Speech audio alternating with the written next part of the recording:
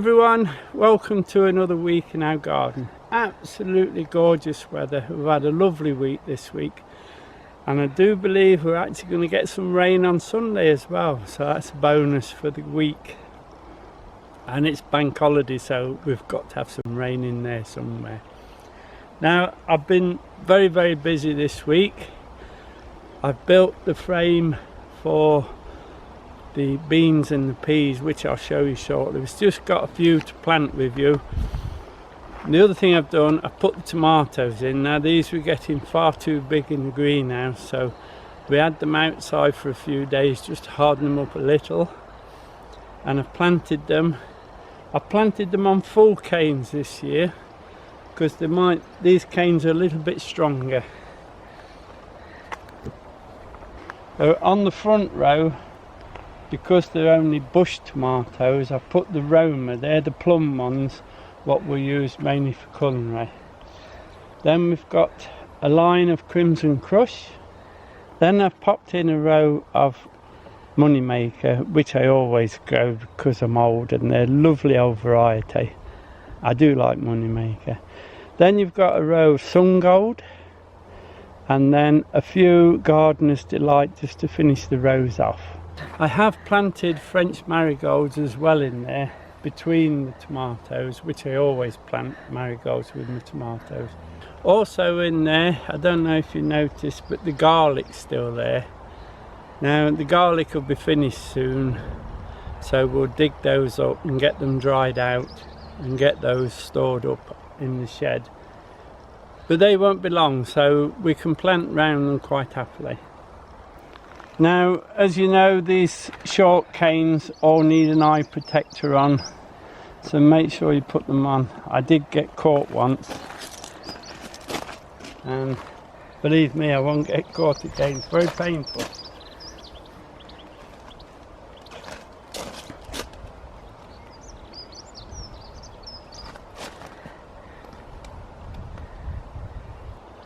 Now, on each tomato plant, I'm going to put one of our bottles, just one, not three. I'll just take these apart and show you.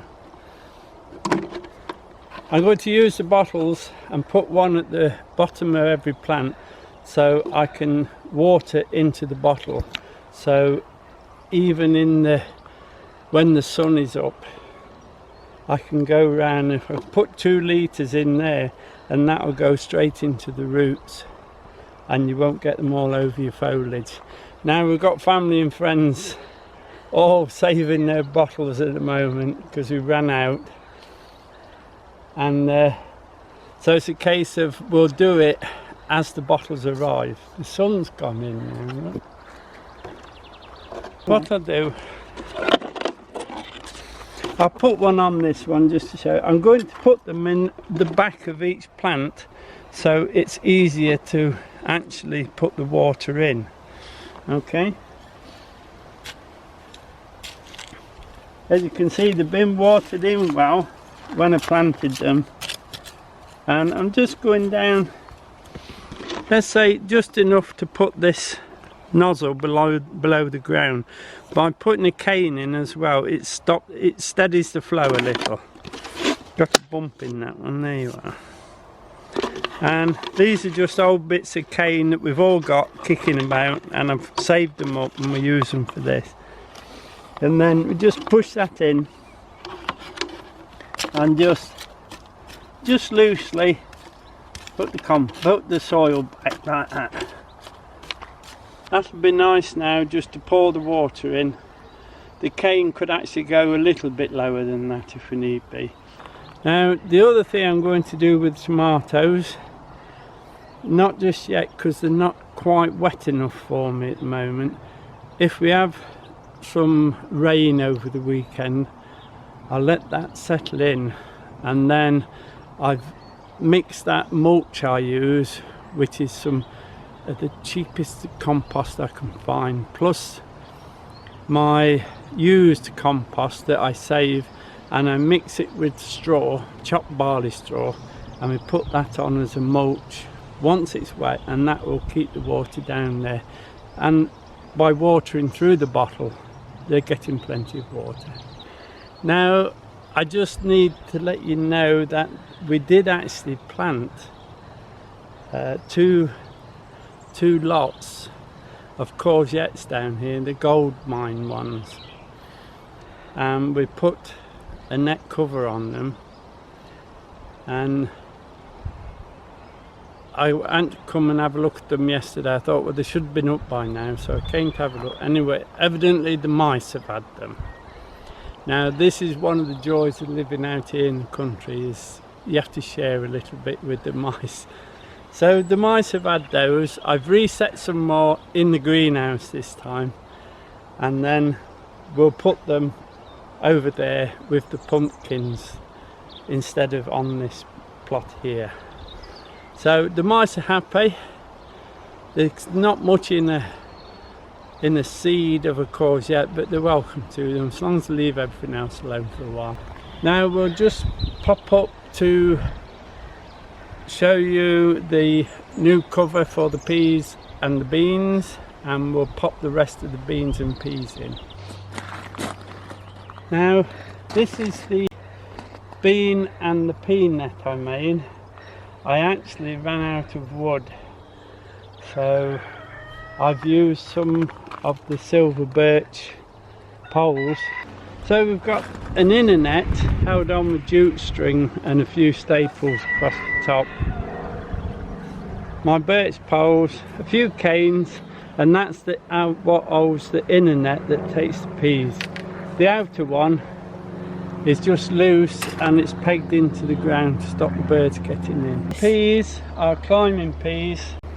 They're called alderman. We grew these last year as a trial and they did very well. So we set them this year. Climbing bean cobra.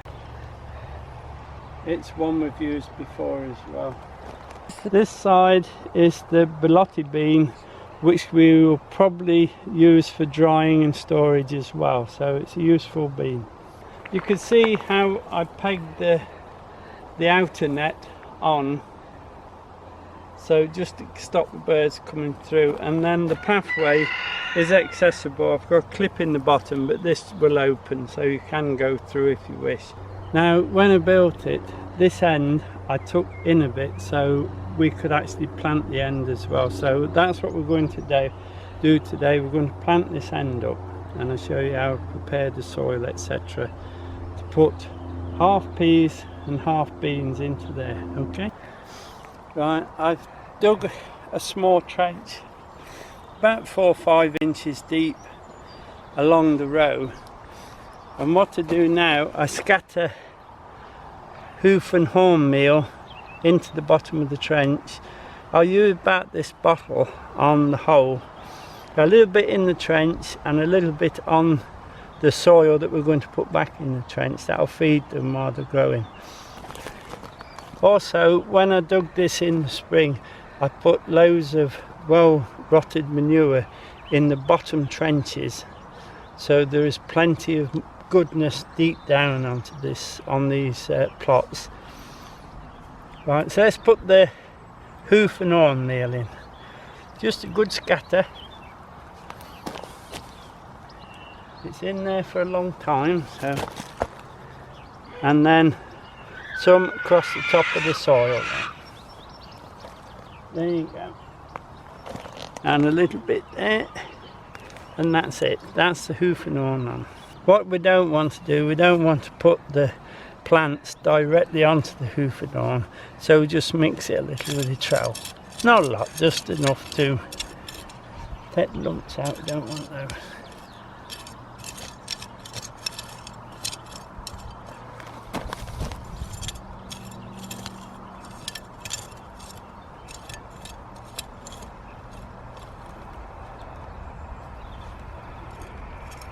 There you are.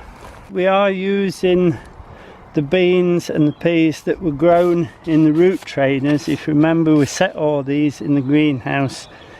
They've stretched a little bit, but that's fine. That's how they want to. They are a little bit on the dry side because they've been stood waiting for us in the sun, but I'm sure they'll be alright. There you are, look. This is why we like the root trainers, because you just open the book up and take your plants out. Now I'm only doing half a row of each, peas this side, beans that side. So I should start at that end to the middle, okay? So we start in the middle, look, and then like we normally do, one at each end, and then we put one in the middle, and then one in the middle again, okay? And we just keep doing that until that is literally full. So same again, then. Open the book up, there you are.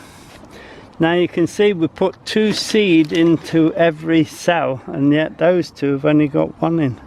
Only one's germinated, so really you do need to put them in multiples of 1.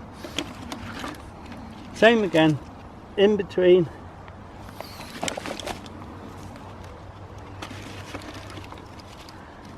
Now this will be the last book then of this little row. Same again, open the book up. These are a little bit wetter from the middle of the pack, right? Again, into the gaps. We're running out of gaps now, but it doesn't matter, keep going till you fill them all up if need be. So that's this side, it's got the beans in. And what we do now is put your hand in and push them back to that wall. Make sure they're tight up, okay? Because there's a gap there, it'll dry out and they won't put the root out properly. So really push them back, obviously not too hard, you don't damage the plant, but and then a good handful of used compost on there, I think, just to give them a good start. This compost I'm going to use, it's been used once and we screened it and we put it in what I call the Dalek, and we leave it there till it's full and then use it hopefully the next year back into the garden. It's no good putting used compost into your compost bins because it's not going to rot down, it's already rotted. This is just mixed in with a bit of cheap compost as well, just to, you get several bags for £10 or something, so this it's good enough for this job. Now you don't have to do this, but this is what I do. I like to put a handful of old compost, shall we say, or you can use new compost if you wish, onto those, and because that's nice and moist now, we'll get the peas in and then I'll show you what to do next. There's the peas, these are growing very, very well, and the beauty of the books are that they've got a good volume of compost to grow the pea down. They're called root trainers because when the root gets to the bottom, as you can see, the air actually dries the root and stops it, and then it will fill the top up like this. So that's where they get the name from, root trainers, because they train the root down, and then because there's nothing else left, they stop growing and thicken out the top. In the same way, but try and flick them through as you go. You see, if they flick through, then they're trying to get on already. These are aldermen again, so they'll be fine. The weed there, look, we don't want to plant a weed, but same again to the centre. I'm not a very good shot with my flicking, but I think you get the gist. That's easier, look. Once they're onto the frame, they'll be up in no time. I'll plant this along and then I'll come back to it. Okay. Another good thing about root trainers, when you finish with them and getting them a wash, they will stack nice and tight and be left there in the shed for another season. These are in their 4th season now of use. So apart from a little bit of on the sides that's coming away, they might do at least another 2 seasons yet. I put the peas in, I put the compost on. Now what I do is, because that compost's on there, I give it a watering and then we'll backfill. Give that compost a good wetting, and it will give them a good start. Then the roots will stay wet for quite a while. Just let that soak for a couple of minutes and then we'll backfill with the fork. What I should do is I use the back of the fork, and just because we need to mix that hoof and horn meal into that soil as we do it. Okay, now what I do, I use the fork, and because I'm mixing at the same time, then just mix the hoof and horn into it as you go, and then once you've got it mixed, use the back of the fork and push it up. Okay,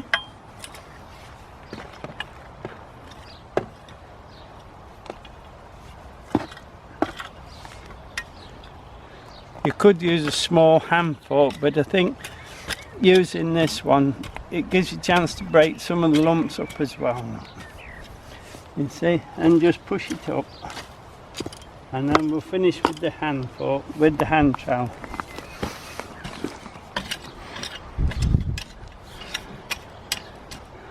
That's it, it's all nicely mixed in now.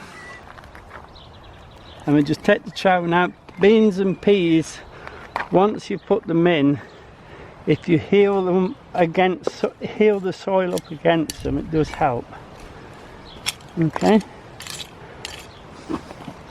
And what we're actually doing, we're pulling the dry soil up as well, so we know where we are with them. There you go. So we know that they're covered nicely. And then if you use the back of the trowel and just press along like that, can you see it tightening up?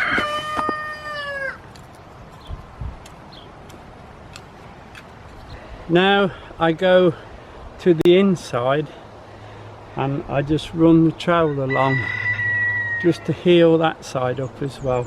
It's just a case, and excuse my shadow, of pulling that soil up against the inside of the plants. You see? And it finishes up like those over there.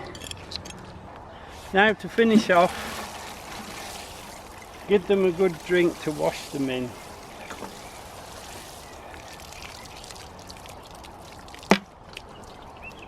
Then we'll drop the nets down, peg the nets, and let them get on with it. There is a big space in the middle, but that we could plant up if we wanted, but it'll have to be a very short season crop, because these will be up in no time and there'll be hardly any light in there.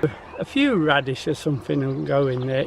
Even lettuce, if you use quite big plants, they'll get there in time.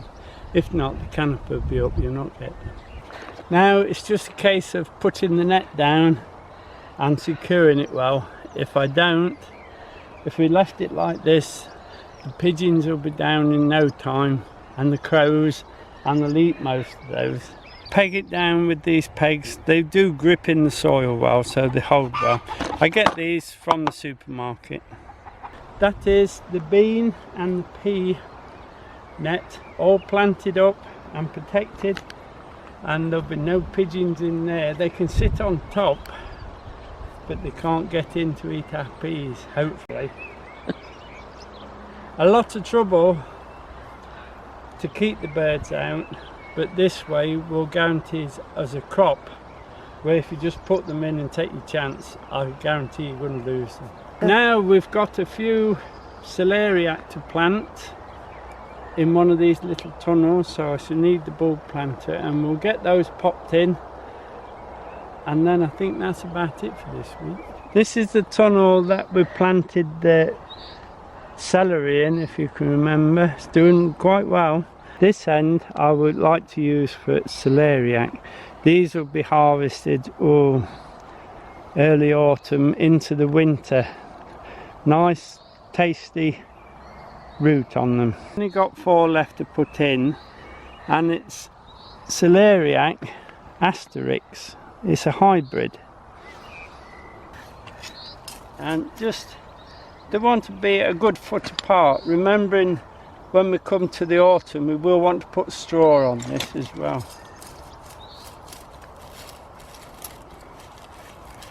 They're only in liners, so they don't need a huge hole for it. Just take that out.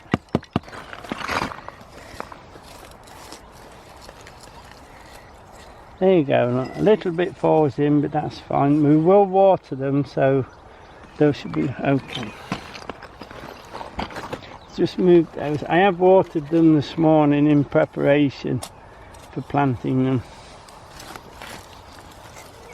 And obviously they will be watered for every morning for the next week or so until they can get established, and then they'll look after themselves then.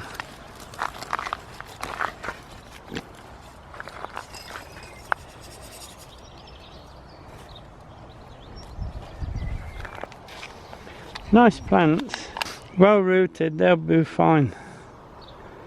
Yeah, they're okay. Lost the leaf there, look, but that doesn't matter.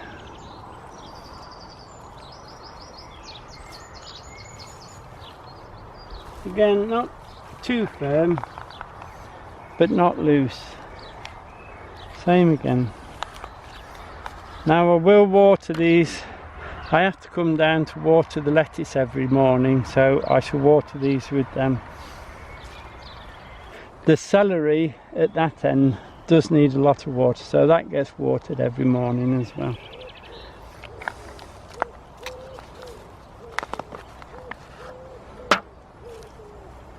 So it'd be no problem just to come and give these a drink. Yeah, there's that leaf that broke off the other one. Look.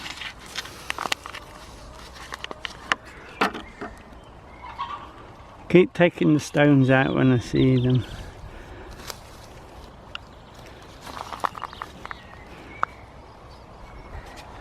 So that's the celeriac planted. I planted about 20, now that'll be enough for us. But they are very, very nice in those winter days.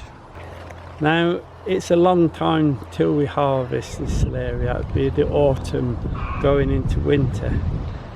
But I'm already looking forward to eating them. If you mix them with mashed potato, absolutely beautiful. Looking forward to those, I like those. Now while we're here, I'll just show you my sweet corn. Now I set maybe 20 pots of sweet corn, but then we had the cold wind from the east that cut through them through a knife and killed them all off except for 4. So now I've got 4 like this, and I reset them again and they're just more or less popping through. So the sweet corn is going to be late this year. Some will be on time, some will be late, but that's what happens when you get the cold winds coming across these fields. It will take your plants out, and I think it took them out actually when I was bringing them down, but it doesn't matter. So there's my sweet corn, and the other one is about as big as that little side shoot there, but they'll be fine. Now before we go up, I'll just show you how the overwintered onions are getting along, and we've got 1 or 2 scapes on them that need taking off. There's your flowers coming. Now it's got a little bit of a bulb on it, look, but it'll never make much more than that. Now remember, the overwintered onions don't store awfully well, so with it being a bit smaller, it doesn't matter, we'll just use that one first. Any that's thicker in the neck than what they are at the bulb, perfectly alright, but use those first. So I'll take these scapes off. It's just a case of nipping them off. There's about 3, I think. 3. You can eat them if you wish. I just offered Diane, she says no thank you. Now remember, the overwintered onions don't store, so we don't do a lot because the next batch won't be far behind them. Now that'll be about it for this week. Many thanks for watching. Many thanks for subscribing. We do appreciate it, and hopefully we'll see you next week. Bye now.